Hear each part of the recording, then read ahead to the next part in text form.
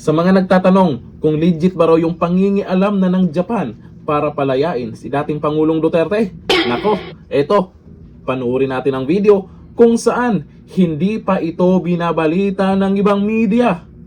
Maleta pa more. Sa SMN News po ito. The floor to the representative of the International Career Support Association. Thank you, Mr. President. I stand here to denounce the grave injustice. Lord Godluwa Duterte, 80 years old, former president of the Philippines, who bravely fought to protect millions, has been unlawfully removed from the homeland and held in the prolonged pretrial detention by the ICC in The Hague. This is a political persecution and not justice. The current administration extradited him without due process, bypassing Philippine courts and violating national sovereignty. He was extradited without any due process. Incidentally, since March 11, 2025, exactly 1 year ago today, this elderly leader has endured detention, separated from family and serious health issues. Global rallies and protests in The Hague and throughout the world demands the interim release, which has been unlawfully denied by the ICC 3 times. This over 1 year pretrial detention raises profound question about compliance with the Rome Statute's guarantees of human treatment and speedy trial. It is an affront to human dignity and the abuse of international justice for political ends.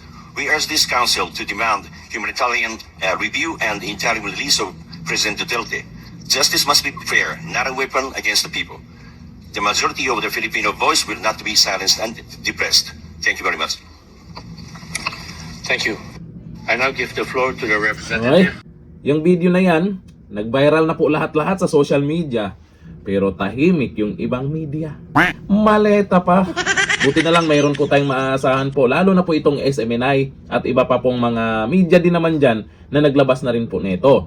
Sa post po ng SMNI Nightline News, ang sabi dito, panawagan sa UN para sa hustisya kay FPRRD. Muling umalingaw-ngaw sa pandaigdigang entablado ang panawagan para sa katarungan at kalayaan ni dating Pangulong Rodrigo Duterte. Sa talumpati ni Shun Ochi Fujiki ng International Career Support Association nitong Miyerkules, March 11, sa harap ng United Nations Human Rights Council, tinuligsa niya ang anyay grave injustice at political persecution na naranasan ng 80 years old na leader sa kamay ng International Criminal Court. Uy, mag-81 na po si Tatay Digong ha. Binigyang diin ni Fujiki na ang kay Duterte noong March 11, 2025 ay ginawa umano ng walang due process at anyay paglapastangan sa soberanya ng Pilipinas. Hindi pa rin nakikita ng iba yon. Nakikita kaya ni Donyor yon? Ang panawagang ito ay para sa dating Pangulo, ay bahagi ng inisyatiba ng Republic Defenders for Peace and Unity upang dalhin sa atensyon ng mundo ang sitwasyon sa Pilipinas. Nako, kung walang aksyon si Donyor dito, nakakahiya na. Ibang bansa na po nakapansin yan. Baka sa susunod na mga araw, may ibang bansa na naman na mananawagan ha. Nako, nanawagan ang grupo para sa humanitarian review at kaukulang pagpapalaya sa dating Pangulo dahil sa isyu ng kalusugan at umano'y kawalan ng mabilis na paglilitis. Kalain mo ha, isang taon. Baka magkatotoo yung mga kumakalat ngayon na balibalitang makakauwi nga si dating Pangulong Duterte. Naku, ako sa'yo, Donyor, unahan mo na para magiging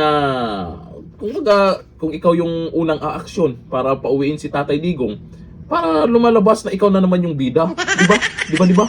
Kasi kung makakauwi si dating Pangulong Duterte dahil sa tulong ng ibang bansa, dahil sa panawagan, kasi etong Japan nanawagan na, asahan po natin to, may ibang bansa magsasalita na rin tungkol dyan.